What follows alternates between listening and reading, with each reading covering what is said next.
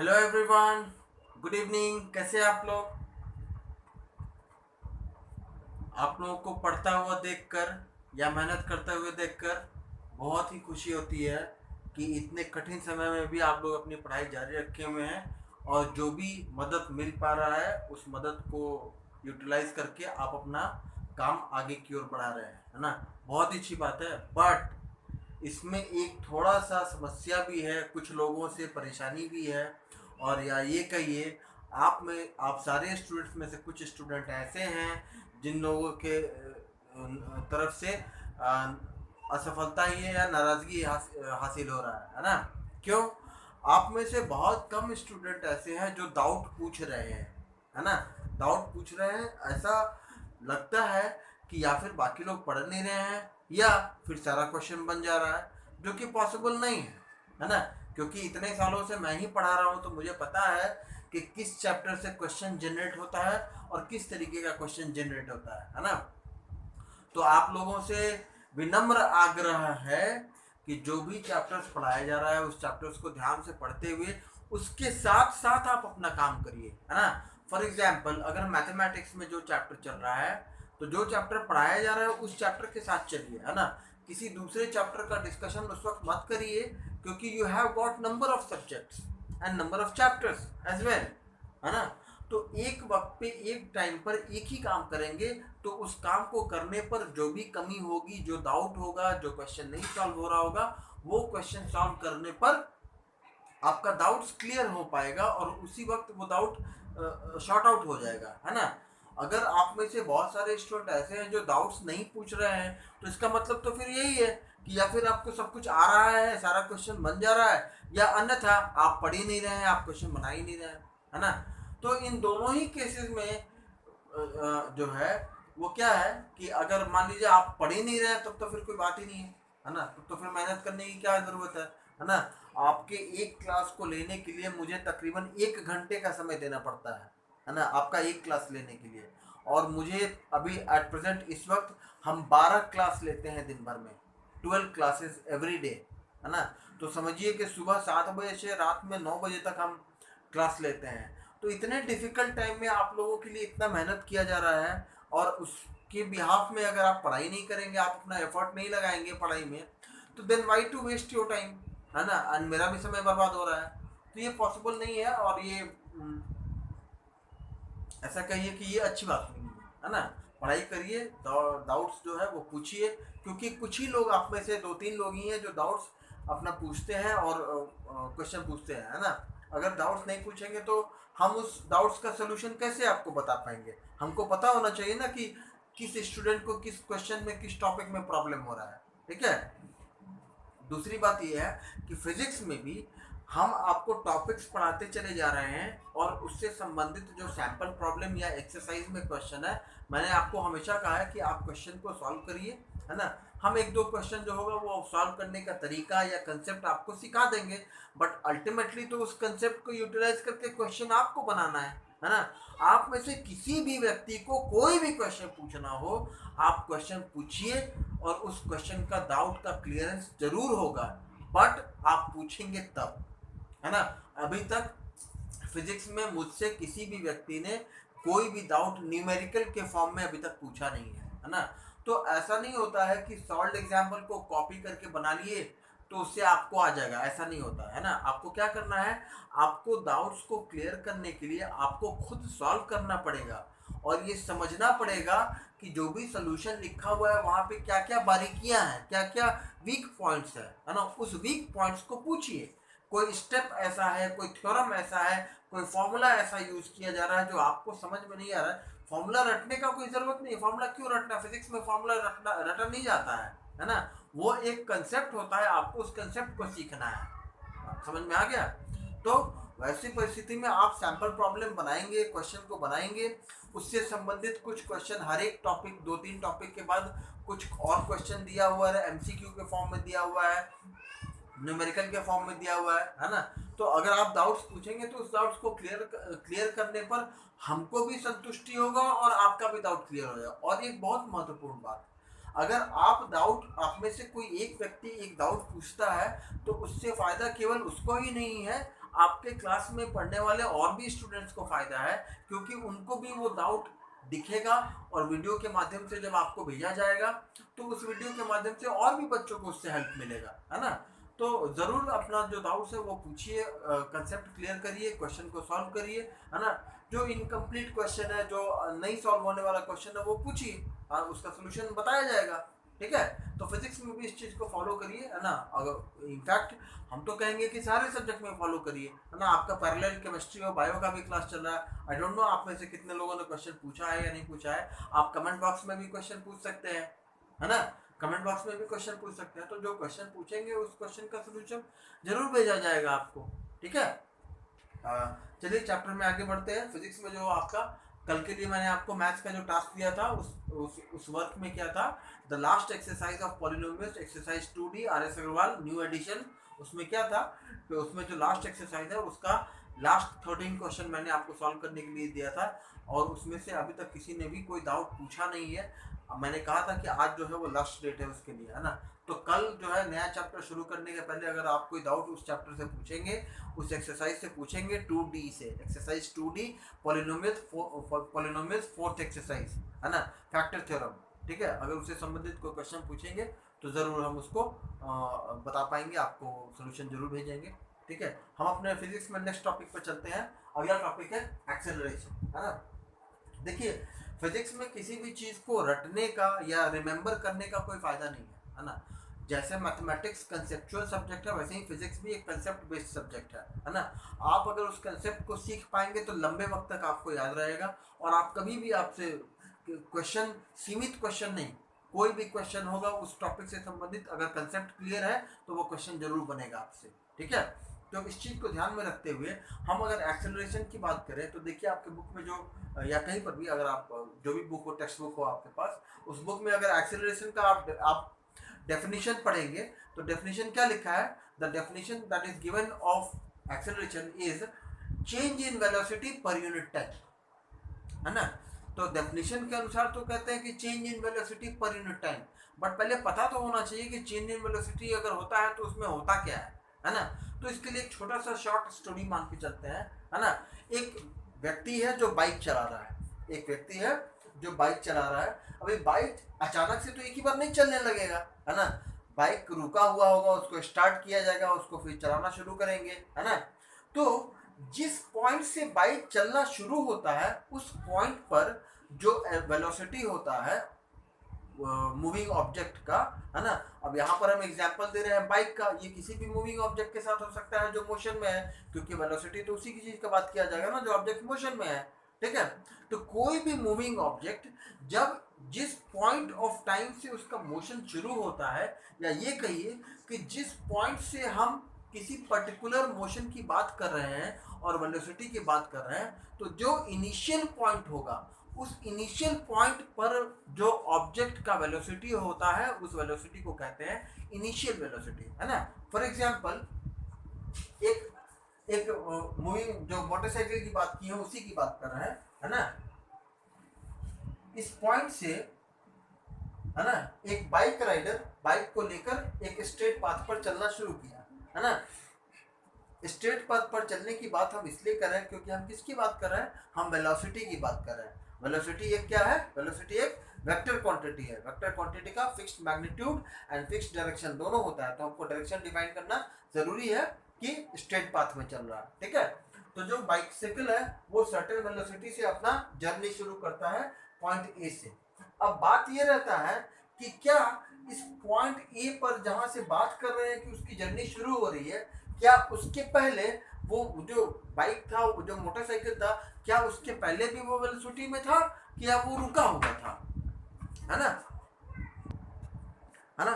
तो जब मोटरसाइकिल अगर चल रहा है तो उस वक्त हम क्या कहेंगे कि जिस पॉइंट ए की बात कर रहे हैं क्या उस पॉइंट ए के पहले भी वो वेलोसिटी में था या नहीं था।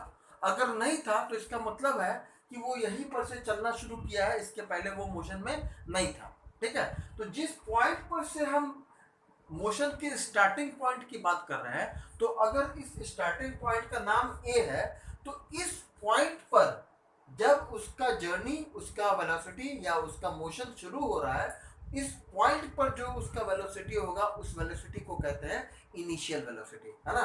तो इस पॉइंट पर वेलोसिटी है इनिशियल वेलोसिटी। वेलोसिटी का VEL डॉट लिखे हैं, उससे समझ जाइएगा कि वेलोसिटी लिखा हुआ है, ठीक है। और इस पॉइंट ए से मोशन में चलते हुए पर्टिकुलर वेलोसिटी से वो पॉइंट बी तक पहुंच गया, है ना। हम ये नहीं कह रहे हैं कि वो पॉइंट बी पर पहुंच के रुक गया, है ना। अगला पॉइंट जिस पॉइंट पर वो मोशन में था, है ना, अगर हम इसकी बात करें कि ए से चलना शुरू किया, बी तक पहुंचा, बी तक पहुंचा का मतलब ये नहीं है कि बी पर जाके रुक गया, ठीक है। बी पर पहुंचा तो बी पर जब पहुंचेगा तो बी पर पहुंचने पर उसका वेलोसिटी कुछ होगा ना, है ना। अगर मान के चलते हैं कि ये पॉइंट उसका फाइनल पॉइंट है, ये पॉइंट उसका फाइनल पॉइंट है, उस पॉइंट पर उसको उसका जर्नी एंड हो रहा है ना। तो इस पॉइंट की अगर बात करें तो बोलेंगे ए पर जो वेलोसिटी था वो इनिशियल वेलोसिटी था, और क्योंकि ए से वो बी तक गया है तो अगला डेस्टिनेशन जो है वो पॉइंट बी, इस पॉइंट पर जो उसका वेलोसिटी होगा वो उसका वेलोसिटी कहलाएगा फाइनल वेलोसिटी, ठीक है। ये कोई जरूरी नहीं है कि बाइक उस बी पॉइंट से आगे गया या नहीं गया, हम ए से बी तक जाने की बात कर रहे हैं। इसके आगे इनफाइनाइट नंबर ऑफ पॉइंट हो सकता है, वहां पर भी जा सकता है बाइक राइडर, जो बाइक को लेके है मोशन में है, उससे आगे भी जा सकता है। लेकिन हम क्या बात कर रहे हैं, हम कह रहे हैं कि जब ए से चला और बी तक पहुंचा तो ए पर चलने के दौरान जो उसका वेलोसिटी था वो इनिशियल वेलोसिटी होगा, और बी पर पहुंचने पर जो उसका वेलोसिटी होगा वो फाइनल वेलोसिटी होगा। अगर मान के चलते हैं कि वो बी से कोई दूसरा पॉइंट सी पर गया, है ना, तो तब तो फिर दो बात हो जाएगा ना कि क्या ए से बी तक गया या ए से सी पर गया। ये दो अलग अलग जर्नी हो गया ना, क्योंकि ये दो अलग अलग लेंथ होगा, दो अलग अलग डिस्प्लेसमेंट होगा, है ना। ये दो ए बी और ए सी, है ना, मान लेते हैं ये पॉइंट सी है, ये पॉइंट सी है ना। तो अब अगर इसको देखेंगे तो ए से बी भी एक लेंथ है ना, और ए से सी भी एक लेंथ है। तो पूछा जाएगा ना कि किस लेंथ की बात कर रहे हैं, ए बी की बात कर रहे हैं कि ए सी की बात कर रहे हैं। तो अगर ए बी की बात करेंगे तो ए पर जो वेलोसिटी होगा वो इनिशियल वेलोसिटी, बी पर जो वेलोसिटी होगा वो फाइनल वेलोसिटी। अगर ए से सी की बात कर रहे हैं, बी का चर्चा नहीं है, तो ए पर जो वेलोसिटी होगा वो इनिशियल वेलोसिटी, सी पर पहुंचने पर जो वेलोसिटी हुआ वो फाइनल वेलोसिटी, ठीक है। तो depending upon this behaviour and this nature of motion of the object, है ना, इनिशियल वेलोसिटी क्या होता है और फाइनल वेलोसिटी क्या होता है वो मैंने आपको समझाया, है ना। फिजिक्स में इनिशियल वेलोसिटी को बेसिकली यू से डिनोट करते हैं, स्मॉल यू से, है ना। It is always denoted by small u, है ना, and final velocity is denoted by v. बात समझ आया। वेलोसिटी की जब बात करेंगे तो इनिशियल वेलोसिटी नॉर्मली यू से डिनोट किया जाता है, फाइनल वेलोसिटी को वी से डिनोट करते हैं, है ना। अब इस पूरी जर्नी में एक चीज और है, ठीक है, एक चीज और क्या है, क्या कि ऐसा तो नहीं हो सकता है कि जब ए से उसका वेलोसिटी शुरू हुआ होगा, है ना, इनिशियल पॉइंट पे जो उसका वेलोसिटी रहा होगा, है ना, उस वेलोसिटी से एक ही बार अचानक उसका गाड़ी एकदम वेलोसिटी सीधा जीरो से लेके 50 पे पहुंच गया, ऐसा तो नहीं हो सकता है। जीरो से पहले 10 पर पहुंचना पड़ेगा, फिर 10 से 20, फिर 30, 40, तब ना 50 पे पहुंचेगा। मतलब वो एक स्लोपिंग वेलोसिटी होगा जो कि धीरे धीरे बढ़ रहा है ना। तो उसके ऊपर चर्चा अभी करेंगे, इसके बाद करेंगे। अभी एक बात और क्या है कि जब ए से बी तक गया तो वेलोसिटी का तो बात हो गया कि इनिशियल वेलोसिटी u है, फाइनल वेलोसिटी v है। ये भी समझ गए कि इनिशियल वेलोसिटी किसको कहते हैं, फाइनल वेलोसिटी किसको कहते हैं, है ना। एक चीज और उसमें ध्यान देने वाला है कि a से लेके b तक कुछ दूरी होगा, उस दूरी को भी तय किया गया है, और इस दूरी को तय करने के दौरान कुछ समय भी खर्च हुआ होगा, है ना, कुछ समय भी लगा होगा। ऐसा तो नहीं हो सकता है कि ए से बी तक पहुंच गया और टाइम जीरो है, ऐसा तो नहीं हो सकता है कि कोई भी ऑब्जेक्ट मोशन में जब होता है तो वो सर्टेन दूरी भी तय करता है, और उस दूरी को तय करने के दौरान कुछ समय लगाता है, चाहे वो समय कितना ही क्यों ना हो, कितना छोटा ही क्यों ना हो या कितना ही बड़ा क्यों ना हो, लेकिन टाइम होगा इतना तो तय है ना। क्योंकि टाइम अगर जीरो हो जाए तो डिस्टेंस कभी ट्रैवल किया जा सकता है, टाइम अगर लगा ही नहीं, अब वो माइक्रो सेकंड ही क्यों ना हो। लेकिन अब जैसे मान के चलिए जो फाइटर एयरक्राफ्ट होता है उसका वेलोसिटी बहुत ज़्यादा होता है, 2400, 2500 किलोमीटर पर आवर होता है ना। तो अगर 1 सेकंड की बात करेंगे तो 1 सेकंड में कई मीटर्स वो ट्रैवल करता है ना, कितना हूँ बहुत ज़्यादा क्वांटिटी में मीटर्स में ट्रैवल करता है। लेकिन 1 सेकंड में भी वो कुछ दूरी तय करता है ना, या ये कहें उल्टा कि कुछ दूरी भी तय करने के लिए कुछ समय तो लेगा ना। तो बगैर समय खर्च किए हुए डिस्टेंस या डिस्प्लेसमेंट किसी भी मूविंग ऑब्जेक्ट का, कोई भी ऑब्जेक्ट जो मोशन में है वो बगैर समय खर्च किए हुए कोई भी अपना पोजीशन चेंज नहीं कर सकता है ना। तो पोजीशन अगर चेंज हो रहा है तो पोजीशन चेंज होने के दौरान कुछ डिस्टेंस कवर किया जाएगा या कुछ डिस्प्लेसमेंट कवर किया जाएगा, और उस डिस्टेंस या डिस्प्लेसमेंट को कवर करने के दौरान सर्टेन क्वांटिटी ऑफ टाइम भी खर्च होगा, है ना। तो मान के चलते हैं कि ए से बी तक पहुंचने में जो टाइम खर्च हुआ वो टाइम है टी, है ना। तो according to statement what is the statement of acceleration? Acceleration क्या कहता है? एक्सेलरेशन कहता है, व्हाट इज एक्सेलरेशन? एक्सेलरेशन कहता है change in velocity per unit time. मतलब यहां से यहां तक पहुंचने में जो वेलोसिटी का चेंज हुआ, है ना। ऑब्वियस सी बात है कि जब यहां से जर्नी शुरू हुआ है और यहाँ पे जर्नी जो सेकंड पॉइंट ऑफ डेस्टिनेशन है पॉइंट बी, वहां की बात कर रहे हैं, तो फाइनल पॉइंट मेरा पॉइंट बी है ना, और इनिशियल पॉइंट मेरा पॉइंट ए है। तो ए से बी तक पहुंचने के दौरान ऐसा तो नहीं हो सकता कि वेलोसिटी चेंज ही ना हुआ हो, है ना। ये तभी हो सकता है जब ऑब्जेक्ट पहले से मोशन में रहा हो, है ना, या ये कहे कि यहाँ से चलना शुरू किया और यहाँ पर आके रुक गया, है ना। तो चलने के दौरान भी इनिशियल वेलोसिटी 0 और यहाँ पर भी आके रुक गया तो फाइनल वेलोसिटी भी 0 हो गया, है ना। तो उसकी चर्चा बाद में करेंगे, वो न्यूमेरिकल जब सॉल्व करेंगे तो आपको और क्लियर हो जाएगा, है ना। तो चेंज इन वेलोसिटी का मतलब होता है कि या फिर इनिशियल वेलोसिटी कम होगा और फाइनल वेलोसिटी ज़्यादा होगा, या फाइनल वेलोसिटी कम होगा और इनिशियल वेलोसिटी ज़्यादा होगा। ये दोनों केसेस में कब हो सकता है, ध्यान से सुनिएगा। इनिशियल वेलोसिटी कम है, फाइनल वेलोसिटी ज़्यादा है, ये तो तभी हो सकता है जब ऑब्जेक्ट एक्सेलरेट कर रहा है ना। जब मोटरसाइकिल, चलने वाले मोटरसाइकिल का हम एक्सेलरेशन टाइट करेंगे तो उसका वेलोसिटी बढ़ेगा ना, है ना। 10 से 20, 20 से 30, 30 से 40 ऐसे करके वेलोसिटी बढ़ेगा। तो ऑब्वियस ही बात है कि इनिशियली जो वेलोसिटी होगा वो कम होगा, एक्सीलरेटर घुमाना शुरू किए तो वेलोसिटी बढ़ना शुरू हुआ, तो पॉइंट बी पर पहुंचेंगे तो वेलोसिटी ज़्यादा होगा, है ना। बट इसके उल्टा ऐसा भी तो हो सकता है कि हम जिस पॉइंट को इनिशियल पॉइंट पे कह रहे हैं उस पॉइंट पर पहले से ही ऑब्जेक्ट जो था, जो मोशन में था, वो पहले से ही कुछ इनिशियल वेलोसिटी में था, है ना। मान के चलते हैं कि 50 किलोमीटर पर आवर स्पीड पे था। थोड़ी देर के लिए मान के चलते हैं कि इनिशियल वेलोसिटी, गाड़ी बाइक जो है इधर से आ रहा था, हाँ, जैसे ही पॉइंट ए पर पहुंचा उसका वेलोसिटी नोट कर लिया गया।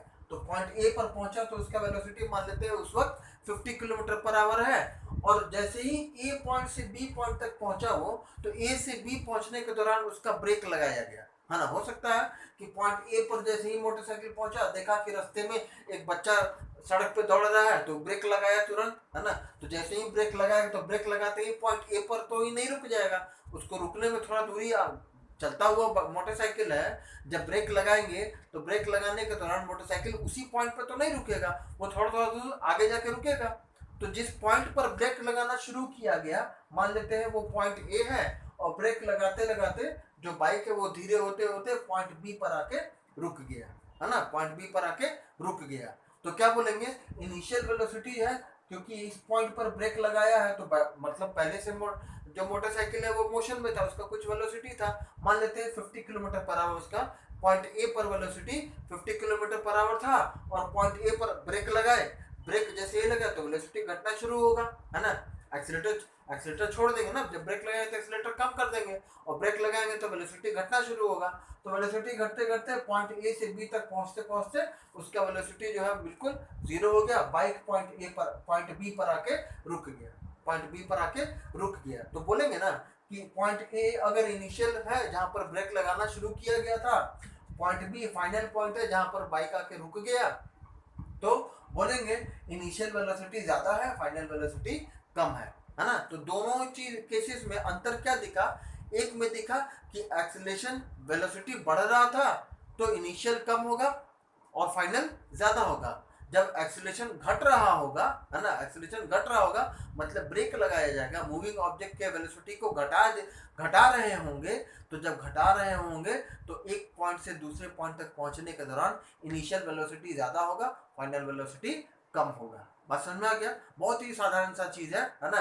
जब वेलोसिटी बढ़ाएंगे तो किसी एक पॉइंट से दूसरे पॉइंट तक पहुंचने के दौरान वेलोसिटी बढ़ रहा है ना, तो पहले वाले पॉइंट पर वेलोसिटी कम होगा, पहले वाले पॉइंट पर वेलोसिटी कम होगा, दूसरे पॉइंट पर वेलोसिटी ज्यादा होगा, है ना। और अगर मान के चले कि एक्सीलरेशन इस वेलोसिटी बढ़ा नहीं रहे हैं, वेलोसिटी घटा रहे हैं और ब्रेक लगा रहे हैं, तो जब ब्रेक लगा रहे हैं तो जिस पॉइंट पर ब्रेक लगाना शुरू किए उस पॉइंट से ब्रेक लगाते लगाते रुकने तक में वेलोसिटी घट रहा होगा ना। तो जब वेलोसिटी घट रहा होगा तो जिस पॉइंट पर ब्रेक लगाना शुरू किए उस पॉइंट पर वेलोसिटी ज्यादा होगा, और ब्रेक लगाते लगाते जहां पर बाइक आके रुक गया वहां पर वेलोसिटी कम होगा। तो इनिशियल वेलोसिटी ज्यादा होगा, फाइनल वेलोसिटी कम होगा। तो ये समझ में आ गया कि ये दोनों केसेस में कम ज्यादा कैसे किन केसेस में होगा, है ना।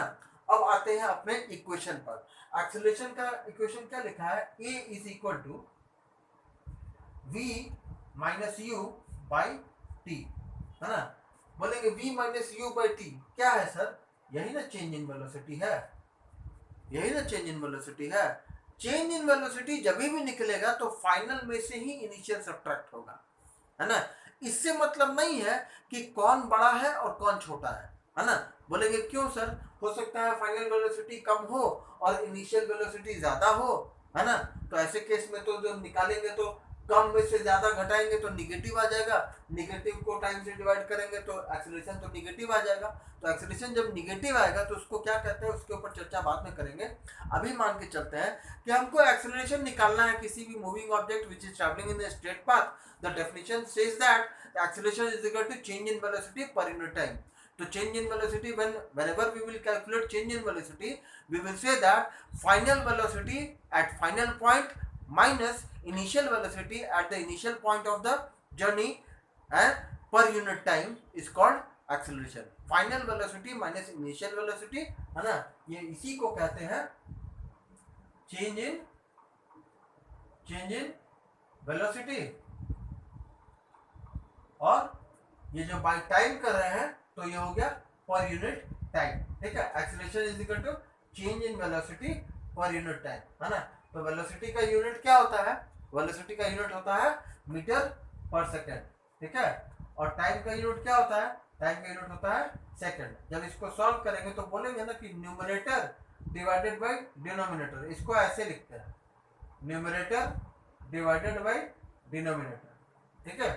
इसको सॉल्व करेंगे तो डिवीजन का साइन चेंज करने पर, डिवीजन का साइन चेंज करने पर ये जो सेकंड है वो ऊपर से नीचे आ जाएगा, है ना। तो कैसा हो जाएगा? Metre per second square, S into S, S square हो जाएगा, S into S, S square हो जाएगा। तो क्या कहेंगे, इससे क्या समझेंगे? The SI unit, the SI unit of acceleration, है ना। ये क्या है? ये एसआई यूनिट ऑफ एक्सेलरेशन है, ठीक है। तो बोलेंगे क्या समझे हम? एक्सेलरेशन का एसआई यूनिट क्या होता है? Metre per second square. अब आप इस मीटर पर सेकंड स्क्वायर को, मीटर पर सेकंड स्क्वायर को आप चाहें तो एक्सपोनेंट्स पढ़े हैं ना, क्लास 8 में एक्सपोनेंट्स पढ़े होंगे। तो एक्सपोनेंट का क्या रूल होता है? अगर नीचे वाले टर्म को डिनोमिनेटर से न्यूमरेटर लेके जाते हैं तो उसका साइन चेंज हो जाता है, एक्सपोनेंट का साइन चेंज हो जाता है। यहाँ पर एक्सपोनेंट का साइन क्या है? पॉजिटिव है। जब इसको नीचे से ऊपर लेके जाएंगे तो हम इसको ऐसा भी लिख सकते हैं, ms माइनस 2। बात समझ में आया? ms माइनस 2, है ना। तो ऐसा लिखेंगे तो भी यूनिट ऑफ एक्सीलरेशन है, ऐसा लिखेंगे तो भी यूनिट ऑफ एक्सीलरेशन ही है, ठीक है। तो ऐसा unit of acceleration is metre per second square, और you can say that ms minus 2। ms minus 2 कैसे आया? इस डिनोमिनेटर वाले टर्म को जब न्यूमरेटर लेके जाएंगे तो एक्सपोनेंट के रूल के अनुसार जब टर्म को डिनोमिनेटर से न्यूमरेटर लेके जाते हैं तो एक्सपोनेंट का साइन चेंज हो जाता है, ऑपोजिट साइन हो जाता है।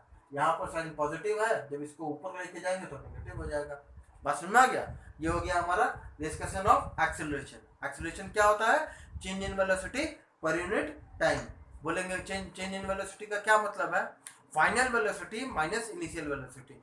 इट डज नॉट मैटर कि कौन बड़ा है, फाइनल वेलोसिटी बड़ा है कि इनिशियल वेलोसिटी बड़ा है, उससे कोई मतलब नहीं है। हमको मतलब इसी से है कि वेलोसिटी जो है, जब चेंज इन वेलोसिटी निकालेंगे तो it will always be calculated by the difference of final velocity and initial velocity. V minus u is called change in velocity, where v is final velocity and u is initial velocity. V is final velocity, u is initial velocity. ठीक है, जब change in velocity निकालेंगे तो this v minus u, this is called change in velocity, and according to definition change in velocity per unit time. velocity change तो किया, पर कितने देर में किया, यहाँ से यहाँ तक velocity चेंज तो हुआ, पर कितने देर हुआ, कितने देर में हुआ, बोलेंगे टाइम टी में हुआ, है ना। तो पर यूनिट टाइम निकालेंगे तो जितना टाइम लगा वेलोसिटी चेंज होने में उतना टाइम डिनोमिनेटर कर दिया, पर यूनिट टाइम है ना, तो टाइम से डिवाइड ना करेंगे, तो टाइम से डिवाइड करेंगे तो v minus u by T, solve करने पर ऐसा यूनिट हमारा निकल गया, है ना। तो अगर बोलेंगे यहाँ पर कि ऐसा यूनिट ऑफ एक्सीलरेशन क्या है, तो बोलेंगे मीटर पर सेकंड स्क्वायर। और क्या यूनिट है, तो बोलेंगे सर इसी मीटर पर सेकंड स्क्वायर को हम ms माइनस 2 भी लिख सकते हैं, ms एक्सपोनेंट माइनस 2, है ना। सेकंड का यूनिट का एक्सपोनेंट, सेकंड का एक्सपोनेंट माइनस 2 भी लिख सकते हैं। तो ये भी यूनिट और ये भी यूनिट, दोनों एक ही बात है, दोनों ही एक्सीलरेशन का ही यूनिट है। बात समझ आए। अब आते हैं अपने टॉपिक पर कि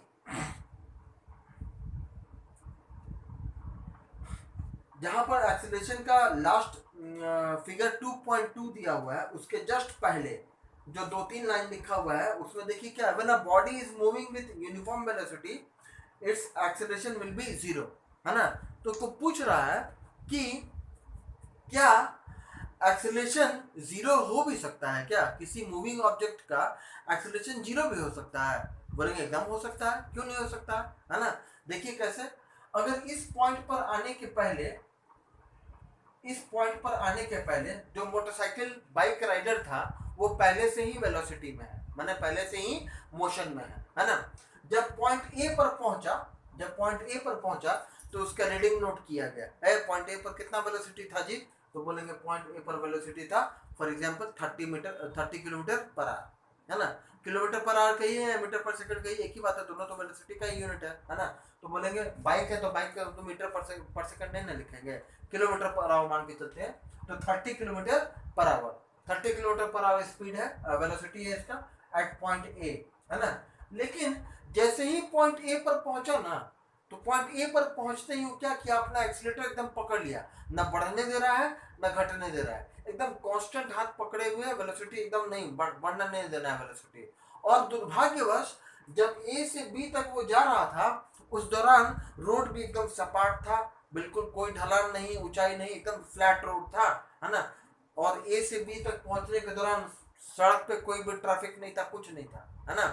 तब क्या होगा ऐसे केस में, क्योंकि वो जो राइडर है वो वेलोसिटी को एकदम पकड़ के रखा है, एक्सीलरेटर को एकदम पकड़ के रखा है, ना बढ़ने दे रहा है ना घटने दे रहा है। तो इसका मतलब क्या कर रहा है, वो चाह रहा है कि जितने वेलोसिटी पर है उतनी ही वेलोसिटी पर हमारा बाइक चलता रहे। और क्योंकि रोड में किसी तरह का कोई ग्रेडियंट नहीं है, ग्रेडियंट मतलब किसी तरह का ऊंचाई नहीं है, किसी तरह का ढलान नहीं है, तो सरप्लस जो इफेक्ट करने वाला, वेलोसिटी को इफेक्ट करने वाला फैक्टर्स है वो भी नहीं है, है ना। सड़क पर ए से बी तक जाने के दौरान सड़क पे एक भी आदमी नहीं मिला, कोई गाड़ी नहीं मिला, कुछ नहीं मिला, तो बोलेंगे ना कि ए से बी तक पहुंचने के दौरान उसका वेलोसिटी चेंज ही नहीं हुआ, है ना। उसका वेलोसिटी ए से बी तक पहुंचने के दौरान ना ऊंचाई था ना ढलान था, तो वेलोसिटी अपने आप तो नहीं बढ़ेगा, है ना। वेलोसिटी तो तभी बढ़ सकता है जब राइडर एक्सीलरेटर घुमाएगा। ये क्या कर रहा है, राइडर बोल रहा है कि ना हम वेलोसिटी नहीं बढ़ाएंगे, जितना है उतने पर चलेंगे, ना हमको बढ़ाना है ना घटाना है, तो वो तो एक्सीलरेटर कांस्टेंट पकड़ के रखा है, एकदम स्ट्रेट ऐसे चला रहा है ना। तो वैसे केस में क्या होगा, अब इंजन की तरफ से एक्सीलरेशन हो नहीं रहा है, रोड जो है वो बिल्कुल फ्लैट है, ना ढलाई है ना ना चढ़ाई है, तो उसके कारण भी वेलोसिटी नहीं इफेक्ट होने वाला है। अगर कोई ट्रैफिक आ जाता तो ब्रेक मारता, वो भी नहीं है, है ना। ना कोई सड़क पे आदमी है, ना कोई गाड़ी है, ना कुछ नहीं है ना। तो ऐसे केस में क्या होगा कि पॉइंट ए से लेके पॉइंट बी तक पहुंचने के दौरान उसका वेलोसिटी पॉइंट ए पर जितना था, जितना पॉइंट ए पर था उतना ही पॉइंट बी पर निकलेगा, है ना। पॉइंट बी पर भी वेलोसिटी उतना ही हो जाएगा। तो अब इस केस पे अगर यहाँ पे 30 किलोमीटर पर आवर है ना, तो फाइनल वेलोसिटी भी 30 किलोमीटर पर आवर होगा। ठीक है, तो ऐसे केस में जब चेंज इन वेलोसिटी निकालेंगे तो final velocity minus initial velocity, final velocity है 30, इनिशियल वेलोसिटी है 30, 30 माइनस 30 करेंगे तो चेंज इन वेलोसिटी कितना आ गया, 0। ये अलग बात है कि ये ए से बी तक जाने में कुछ ना कुछ टाइम खर्च हुआ होगा, लेकिन इतना बात तो तय है कि अगर किसी भी तरह का वेलोसिटी में चेंज नहीं हो रहा है तो बोलेंगे क्या है, जो मूविंग ऑब्जेक्ट है वो कैसे मोशन में है, जो मूविंग मोटरसाइकिल राइडर है वो कैसे वेलोसिटी में है, वो यूनिफॉर्म वेलोसिटी में है, न बढ़ रहा है न घट रहा है, पर unit time change in velocity जो है वो सेम है, वो घट नहीं रहा है न बढ़ रहा है। ठीक है, तो वैसे केस में चेंज इन वेलोसिटी निकालेंगे तो 30 माइनस 30 इज इक्वल टू 0, और जब टाइम से डिवाइड करेंगे तो 0 divided by anything is equal to 0, है ना। तो ऐसे केस में क्या बोलेंगे कि यहाँ ए से लेके बी तक पहुंचने के दौरान एक्सेलरेशन कितना था, बोलेंगे एक्सेलरेशन 0 था। तो एक बात, 100 बातों की एक बात, अगर एक्सेलरेशन 0 है फॉर अ मूविंग ऑब्जेक्ट, कोई ऑब्जेक्ट अगर मोशन में है और एक्सेलरेशन 0 है तो मान जाइए, सीधा कह देना है कि ऑब्जेक्ट जो है वो यूनिफॉर्म वेलोसिटी में है। ऑब्जेक्ट कैसा है, ऑब्जेक्ट यूनिफॉर्म वेलोसिटी में है। क्यों, there is no change in velocity with respect to time, है ना। when the object is traveling with no change in velocity, it is traveling with equal interval of distance in equal interval of time। तो क्योंकि उसका motion uniform है तो equal distance cover कर रहा है in equal interval of time, तो किसी भी चीज में किसी दो पॉइंट्स के बीच में जब चेंज इन वेलोसिटी निकालेंगे तो क्योंकि उसका वेलोसिटी जो है वो यूनिफॉर्म वेलोसिटी है, तो यूनिफॉर्म वेलोसिटी होने के कारण एक्सेलरेशन जब निकालेंगे तो एक्सेलरेशन हमेशा 0 ही आएगा, है ना। या ये कहिए किसी मूविंग ऑब्जेक्ट का एक्सेलरेशन 0 है, conclusion he the moving object is in uniform velocity. एक ऑब्जेक्ट का एक्सेलरेशन 0 दिया हुआ है और कह रहा है ऑब्जेक्ट मोशन में है, तो ऑब्जेक्ट अगर मोशन में है और एक्सेलरेशन 0 है, दोनों बात का कंक्लूजन क्या हुआ, object is in uniform velocity, velocity में चेंज ही नहीं हो रहा है ना। किसी भी दो पॉइंट के बीच में चेंज इन वेलोसिटी निकालेंगे तो क्योंकि वेलोसिटी सेम है, वेलोसिटी ना बढ़ रहा है ना घट रहा है, तो चेंज इन वेलोसिटी निकालेंगे तो 0 ही आएगा। तो चेंज इन वेलोसिटी अगर 0 आएगा तो एक्सेलरेशन 0 ही ना होगा। बात समझ आ गया, बहुत ही इंपॉर्टेंट टॉपिक है और आगे इसकी न्यूमेरिकल सॉल्व करने के दौरान इसका जरूरत भी पड़ेगा। ठीक है, तो अगले टॉपिक पर बढ़ते हैं। यूनिफॉर्म एक्सेलरेशन हो गया, है ना, यूनिफॉर्म वेलोसिटी भी पता है ना, एक्सेलरेशन 0 कब होता है ये हो गया, है ना। अब यूनिफॉर्म एक्सेलरेशन इसी से लेना देना है ना। यूनिफॉर्म एक्सेलरेशन किसको कहेंगे, है ना, यूनिफॉर्म एक्सेलरेशन भी है, फिर उसके बाद नॉन यूनिफॉर्म एक्सेलरेशन है, फिर रिटार्डेशन है। चलिए कोई बात नहीं, बहुत अच्छी बात है, एवरेज वेलोसिटी। ठीक, यूनिफॉर्म एक्सेलरेशन किसको कहेंगे, what do you mean by uniform acceleration, है ना। अगर कोई एक ऑब्जेक्ट पॉइंट ए से अपने मोशन का एक्सेलरेशन शुरू किया, बाइक चला रहे थे, एक्सेलरेशन घुमाना शुरू किया, है ना। एक्सेलरेशन जब जैसे ही एक्सेलेटर उसको टाइट करना शुरू करेंगे, ऐंठना शुरू करेंगे तो वेलोसिटी बढ़ने लगेगा, है ना। लेकिन वेलोसिटी बढ़ने का तो बहुत रेट हो सकता है, लेकिन ऐसे वेलोसिटी बढ़े कि हम ये कहें कि इक्वल इंटरवल ऑफ टाइम में इक्वल क्वांटिटी में वेलोसिटी बढ़ रहा है। बात समझ आ रहा है कैसे, देखिए समझिए। मान के चलते हैं कि पहले 1 मिनट में वेलोसिटी जो है वो बढ़ा 10 किलोमीटर पर आवर, है ना। मतलब मान लीजिए पॉइंट ए पर था, है ना, पॉइंट ए पर था तो यहाँ पर वेलोसिटी मान लेते हैं 10 किलोमीटर पर आवर था। थोड़ी देर के लिए बाकी सब चीज जो है वो मिटा देते हैं, है ना।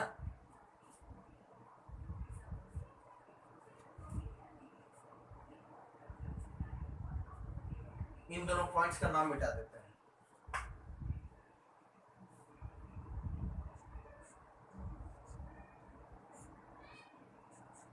है ना। यहाँ पर वेलोसिटी है पॉइंट ए पर 10 किलोमीटर पर आवर, ठीक है। और ए से बी में पहुंचने में, ए से बी तक पहुंचने में समय लगा 1 मिनट, ठीक है। ए से बी तक पहुंचने में समय लगा 1 मिनट। तो ए पर वेलोसिटी है 10 किलोमीटर पर आवर और 1 मिनट बाद वो पॉइंट बी पर पहुंचा और बोले कि पॉइंट बी पर वेलोसिटी कितना है, तो बोलते हैं कि 15 kilometre per hour. Point B पर हो गया 15 किलोमीटर पर आवर, ठीक है। फिर बी से सी पहुंचने में उसको 1 मिनट का समय लगा, है ना। तो बोलेंगे पॉइंट सी पर कितना वेलोसिटी है, तो बोलेंगे 20 किलोमीटर पर आवर। ठीक है, और सी से डी को पहुंचने में उसको समय लगा 1 मिनट। ठीक है? और बोलेंगे पॉइंट डी पर वेलोसिटी कितना है, बोलेंगे 25 किलोमीटर पर आवर, है ना। अब एक चीज ध्यान दीजिएगा, है ना, हम ये कहीं नहीं कहे हैं कि ए से बी का दूरी जितना है उतना ही बी से सी का, हम ये नहीं कहे हैं, हम ये बिल्कुल भी नहीं कहे हैं। हम क्या कह रहे हैं कि ए से बी तक पहुंचने में समय लगा 1 मिनट, बी से सी तक पहुंचने में समय लगा 1 मिनट, सी से डी तक पहुंचने में समय लगा 1 मिनट। हम ये नहीं कह रहे हैं कि ए बी जितना है उतना ही बी सी है, उतना ही सी डी है, हम ये बिल्कुल नहीं कहे हैं। बात समझ में आ रहा है? तो अगर हम कहें कि इस तीनों पॉइंट्स पर बी सी और डी पर अगर हम टाइम इंटरवल 1-1 मिनट का मान के चले कि ए से बी तक एक पहला टाइम इंटरवल, बी से सी तक दूसरा टाइम इंटरवल, सी से डी तक तीसरा टाइम इंटरवल, इस तीनों टाइम इंटरवल पर हम वेलोसिटी में कितना इजाफा हुआ, कितना वेलोसिटी बढ़ गया, देखिए। पहले 1 मिनट में कितना वेलोसिटी बढ़ गया, 10 से 15 हो गया, मतलब 5 किलोमीटर पर आवर वेलोसिटी बढ़ गया, है ना। दूसरे से तीसरे पॉइंट पे पहुंचे, टाइम इंटरवल उतना ही है, 1 मिनट ही है, बोलेंगे कितना वेलोसिटी बढ़ गया, तो 15 और 20, 20 माइनस 15 करेंगे, 5 किलोमीटर पर आवर। मतलब यहाँ पर चेंज इन वेलोसिटी कितना आएगा, यहाँ पे 5 किलोमीटर पर आवर, है ना। इन दोनों के बीच में निकालेंगे, इन दोनों के बीच में 5 किलोमीटर पर आवर, और जब इसके और इसके बीच में निकालेंगे तो भी 5 किलोमीटर पर आवर। ठीक है, तो हम क्या कहेंगे कि इक्वल इंटरवल ऑफ टाइम में चेंज इन वेलोसिटी, वेलोसिटी में कितने का बढ़ोतरी हो रहा है ना। चेंज इन वेलोसिटी अगर सेम क्वांटिटी से हो, 5 kilometre per hour, 5 kilometre, 5 kilometre per hour, मतलब हर एक बीतते हुए 1-1 मिनट में इक्वल इंटरवल ऑफ टाइम में चेंज इन वेलोसिटी, वेलोसिटी जो बढ़ने का रेट है वो कितना है, वो सेम है। अगर इक्वल क्वांटिटी से वेलोसिटी बढ़ रहा है, किसी भी ऑब्जेक्ट का वेलोसिटी इक्वल क्वांटिटी से बढ़ रहा है, कब, in equal interval of time. Equal interval of time में increase in velocity, if increase in velocity in equal interval of time is equal, है ना, then we can say that the object that is in motion is in uniform acceleration। वो कैसे acceleration में है, वो uniform acceleration में है, एक रेट से उसका एक्सेलरेशन बढ़ रहा है ना। ये नहीं कि कभी वेलोसिटी 5 किलोमीटर पर आवर हो गया, कभी 3 किलोमीटर पर आवर स्पीड बढ़ा, कभी वेलोसिटी बढ़ा ही नहीं, और कभी एक ही बार 10 किलोमीटर पर आवर बढ़ गया वेलोसिटी, है ना। तब क्या कहेंगे, इक्वल इंटरवल ऑफ टाइम तो है, लेकिन इंक्रीज इन वेलोसिटी या चेंज इन वेलोसिटी जो है वो अनइक्वल है। कैसा है, अनइक्वल है। ठीक है, तो अगर equal increase in velocity with equal interval of time होगा, है ना, सेम इंटरवल ऑफ टाइम में सेम क्वांटिटी में इजाफा होगा वेलोसिटी में, तो ऐसे वेलोसिटी के कारण जो ऑब्जेक्ट का मोशन होगा उस दौरान जो एक्सेलरेशन हो रहा होगा, उस एक्सेलरेशन को हम कहेंगे कि कैसा एक्सेलरेशन है, वो यूनिफॉर्म एक्सेलरेशन है। लेकिन इसके उल्टा टाइम इंटरवल इक्वल है, इक्वल इंटरवल ऑफ टाइम में वेलोसिटी का इंक्रीमेंट अनइक्वल हो, कभी 2 किलोमीटर पर आवर स्पीड बढ़ा, 2 किलोमीटर पर आवर स्पीड बढ़ा, कभी 1 किलोमीटर पर आवर स्पीड बढ़ रहा है, पहले में मान लेते हैं 2 किलोमीटर पर आवर, दूसरे में मान लेते हैं 5 किलोमीटर पर आवर, तीसरे में मान लेते हैं 1 किलोमीटर पर आवर। मतलब वेलोसिटी बढ़ तो रहा है लेकिन इक्वल रेट से नहीं बढ़ रहा है, कभी 2 किलोमीटर पर आवर स्पीड बढ़ रहा है, कभी 5 किलोमीटर पर आवर स्पीड बढ़ रहा है, कभी 1 किलोमीटर पर आवर स्पीड बढ़ रहा है। लेकिन इस वेलोसिटी बढ़ने के दौरान टाइम इंटरवल सेम है, टाइम इंटरवल सेम है।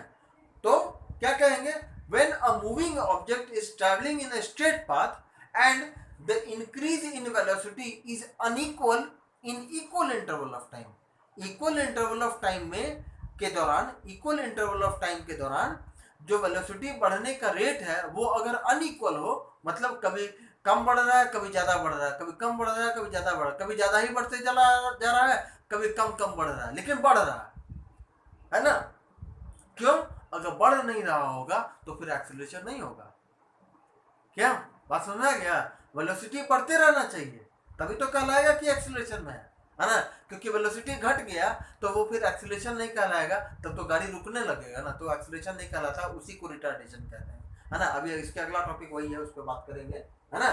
तो क्या बोलेंगे, नॉन यूनिफॉर्म एक्सीलरेशन होगा तो कैसा होगा, when the object is traveling with in a straight line, when a moving object is traveling in a straight line and it is increasing its velocity in unequal quantity in equal interval of time। Unequal quantity से velocity बढ़ रहा है ना, velocity बढ़ेगा तभी तो acceleration कहलाएगा, है ना। तो वेलोसिटी को बढ़ना तो है, लेकिन बढ़ने का जो रेट है वो हर एक इंटरवल ऑफ टाइम में जब चेक कर रहा है तो कभी कम बढ़ रहा है, कभी ज्यादा बढ़ रहा है, मतलब इक्वल क्वांटिटी से नहीं बढ़ रहा है। जबकि यहाँ पर क्या है, यहाँ पे पहले इंटरवल ऑफ टाइम में भी 5 किलोमीटर पर आवर स्पीड बढ़ा, दूसरे में भी 5 किलोमीटर पर आवर वेलोसिटी बढ़ा, फिर तीसरे में भी 5 किलोमीटर पर आवर वेलोसिटी बढ़ा। तो क्या बोलेंगे, तीनों इंटरवल ऑफ टाइम में, पहला दूसरा तीसरा, तीनों इंटरवल ऑफ टाइम में इंक्रीज इन वेलोसिटी जो है वो सेम है, इक्वल है। So we can say that the moving object is travelling in a straight path and increase in velocity, the velocity is increasing with equal quantity in equal interval of time, hence the object is traveling with a uniform acceleration। बात सुनना है, जब equal quantity में velocity बढ़े इन equal interval of time तो उस दौरान जो मूविंग ऑब्जेक्ट का एक्सीलरेशन होगा उस एक्सीलरेशन को हम कहेंगे, कैसा एक्सीलरेशन है, वो यूनिफॉर्म एक्सीलरेशन है। इसका उल्टा क्या होगा, ऑब्जेक्ट मोशन में है, स्ट्रेट पाथ में चल रहा है, लेकिन उसका वेलोसिटी भी बढ़ रहा है, लेकिन वेलोसिटी बढ़ने का जो रेट है वो कैसा है, वो अनइक्वल क्वांटिटी से बढ़ रहा है in equal interval of time. So we will say that the object is travelling with non uniform acceleration. बात समझ गया? अब आते हैं अपने लास्ट टॉपिक पर, जो कि आज का हमारा लास्ट टॉपिक होगा, है ना, वो है रिटार्डेशन, है ना। रिटार्डेशन में क्या समझेंगे, अरे सिंपल बात है, अगर इनिशियल वेलोसिटी कम है, फाइनल वेलोसिटी ज्यादा है, तो उस दौरान जो एक्सीलरेशन होगा वो एक्सीलरेशन कहलाएगा। और इनिशियल वेलोसिटी ज्यादा है, फाइनल वेलोसिटी कम है, इसका मतलब है कि गाड़ी में ब्रेक लगाया गया है, गाड़ी का एक्सीलरेशन कहाँ हो रहा है, उसका तो वेलोसिटी घटाया जा रहा है। तो जब वेलोसिटी घटने लगता है तो इनिशियल वेलोसिटी ज्यादा होता है, सॉरी कम बोल दिए, इनिशियल वेलोसिटी ज्यादा होता है और ब्रेक लगने के कारण धीरे धीरे वेलोसिटी घटने लगेगा। घटते सर्टेन पॉइंट पर पहुंचने पर जो वेलोसिटी होगा वो ऑब्वियस सी बात है, वो पहले के पॉइंट के मुकाबले बाद वाले पॉइंट में जो वेलोसिटी होगा वो कम होगा। तो इनिशियल वेलोसिटी ज्यादा होगा और फाइनल वेलोसिटी कम होगा। तो ऐसे केस में जो एक्सीलरेशन निकलेगा वो ऑब्वियस सी बात है, v जो है वो कम है, u ज्यादा है, तो दोनों के बीच का जब डिफरेंस निकालेंगे तो वो निगेटिव ही ना आएगा, है। तो जब निगेटिव निकालेंगे और पर यूनिट टाइम निकालेंगे तो उस दौरान जो एक्सीलरेशन निकलेगा, ये जो एक्सीलरेशन निकलेगा, ये एक्सीलरेशन निगेटिव निकलेगा। बात समझ आ रहा है? कब? When v is less than u, है ना, when v is less than u, तो उस दौरान जो एक्सीलरेशन निकलेगा वो एक नेगेटिव एक्सीलरेशन होगा, और नेगेटिव एक्सीलरेशन को ही हम रिटार्डेशन कहते हैं, है ना। तो गौर करने वाला बात क्या है, गौर करने वाला बात यह है कि एक्सीलरेशन पॉजिटिव होगा तभी होगा जब इनिशियल वेलोसिटी कम होगा, फाइनल वेलोसिटी ज्यादा होगा। और रिटार्डेशन कब होगा, रिटार्डेशन भी एक एक्सीलरेशन ही है ना, लेकिन वो एक्सीलरेशन ऐसा एक्सीलरेशन है जो कि तब निकाला जा रहा है जब ऑब्जेक्ट में ब्रेकिंग इफेक्ट हो रहा है ना, उसमें एक्सीलरेशन, वेलोसिटी बढ़ नहीं रहा है, वेलोसिटी घट रहा है। तो वेलोसिटी कब घटेगा, जब मूविंग ऑब्जेक्ट में ब्रेक लगेगा, है ना। ये कोई गाड़ी की बात नहीं है ना, गाड़ी या कार, बस, ट्रक, बाइक की बात नहीं कर रहे हैं। ब्रेक हम लोग दौड़ने के दौरान ब्रेक नहीं लगाते हैं, तेजी से दौड़ रहे हैं, सामने कोई आ गया तो रुकेंगे नहीं क्या, है। तो उस दौरान जब रुकने के दौरान जब ब्रेकिंग इफेक्ट होगा तो ऑब्वियसली बात है वेलोसिटी घटेगा। तो जब वेलोसिटी घटेगा तो किसी दो पॉइंट के बीच में अगर यहाँ पर से ब्रेक लगाना शुरू किए तो यहाँ पर वेलोसिटी ज्यादा होगा, पॉइंट यहाँ पर पहुंचने पर वेलोसिटी कम होगा, है ना। ठीक है, तो इस दौरान जो एक्सीलरेशन होता है वो निगेटिव एक्सीलरेशन आएगा, और निगेटिव एक्सीलरेशन को ही हम लोग रिटार्डेशन कहते हैं। क्योंकि रिटार्डेशन भी एक एक्सीलरेशन ही है तो उसका भी unit metre per second square ही होगा और ms-2 ही होगा। इन दोनों में से कोई भी यूनिट लिख सकते हैं, है ना। अब ये मत कहिएगा सर निगेटिव वाले में ये यूनिट लिखेंगे, ई कहीं नहीं लिखा हुआ है, ऐसा कहीं नहीं लिखा हुआ है, ठीक है, ये भी एक्सेलरेशन का ही यूनिट है, ये भी एक्सेलरेशन का ही यूनिट है, ये भी रिटार्डेशन का यूनिट है, ये भी रिटार्डेशन का यूनिट है। बात समझ में आया? यहाँ पर भी जब निकालेंगे तो निगेटिव वेलोसिटी आएगा, चेंज इन वेलोसिटी निगेटिव आएगा, लेकिन है तो वो वेलोसिटी ही ना, उसका भी तो unit metre per second square ही, मीटर पर सेकंड ही ना होगा। यहाँ पर अगर मान लीजिए निगेटिव आ भी जाता है तो भी उसका यूनिट मीटर पर सेकंड ही ना रहेगा, तो मीटर पर सेकंड रहने पर यूनिट टाइम के हिसाब से जब सॉल्व करेंगे तो फिर इतना ही ना आएगा। तो रिटार्डेशन का यूनिट भी मीटर पर सेकंड स्क्वायर ही होता है, बस अंतर यह है कि एक्सेलरेशन पॉजिटिव होता है तो उसको एक्सेलरेशन कहते हैं, और निगेटिव एक्सेलरेशन जब होता है तो उसी को रिटार्डेशन कहते हैं। बात समझ में आ गया? बहुत ही आसान चीज़ है, इसमें कुछ भी नया नहीं है, वही कंसेप्ट वही थ्योरम है, बस ये समझना है कि निगेटिव एक्सेलरेशन क्यों आ रहा है। जब इनिशियल वेलोसिटी ज़्यादा था, फाइनल वेलोसिटी कम था, तो उस दौरान जो एक्सेलरेशन निकलेगा उस दौरान का एक्सेलरेशन जो है वो निगेटिव ही होगा, और उसी निगेटिव एक्सेलरेशन को हम रिटार्डेशन कहते हैं। बस में आ गया? आज का अपना डिस्कशन यहीं पर खत्म कर रहे हैं, है ना। कल फिर से इसी सब्जेक्ट में, इसी टॉपिक में आगे बढ़ेंगे और नई बातों पर चर्चा करेंगे। एक चीज़ पर ध्यान रखिएगा, जो मैंने शुरुआत में ही कहा है, डाउट्स जरूर पूछिए, क्वेश्चन सॉल्व करिए, इससे आपको ही नहीं आपके और भी दोस्तों को फायदा होगा। न्यूमेरिकल्स बनाइए, क्वेश्चंस अगर नहीं बन रहा है, कोई क्वेश्चन नहीं समझ में आ रहा है ना, उसको कॉपी नहीं करना है, उसको उतारना नहीं है, उसके कंसेप्ट को समझना है। अगर कंसेप्ट आपको समझ में आ रहा है तो बहुत अच्छी बात, पर ऐसा तो नहीं हो सकता है कि क्लास में मौजूद जितने भी स्टूडेंट हैं सभी के सभी को सब पूरा का पूरा क्वेश्चन आता है, ऐसा नहीं हो सकता है, दिस इज इम्पॉसिबल, है ना। तो क्वेश्चन और डाउट पूछिए, वो डाउट से आपका भी फायदा होगा और हमको भी, और आपके टीचर, कोई भी दूसरे सब्जेक्ट टीचर को भी पढ़ाने में एनर्जी आता है और अच्छा लगता है कि हमारे स्टूडेंट्स कुछ सीख रहे हैं और उनको कुछ सीखने के दौरान डाउट्स हो रहा है, तो उनके तुम्हारे डाउट्स को क्लियर करना ही हमारी ड्यूटी है। हमारी ड्यूटी क्या है? आपके पढ़ाई के दौरान आपके पढ़ाई में आने वाले हर एक बाधा को दूर करना, यही काम टीचर का है ना। हम आपके साथ नहीं चल सकते हैं, हम आपको चलने का रास्ता बता सकते हैं, ठीक है। तो पढ़ाई करते रहिएगा, अपने डाउट्स को क्लियर करने के लिए कोई भी डाउट हो तो पूछ लीजिएगा, उसको अगले क्लास में क्लियर कर दिया जाएगा, ठीक है। Thank you.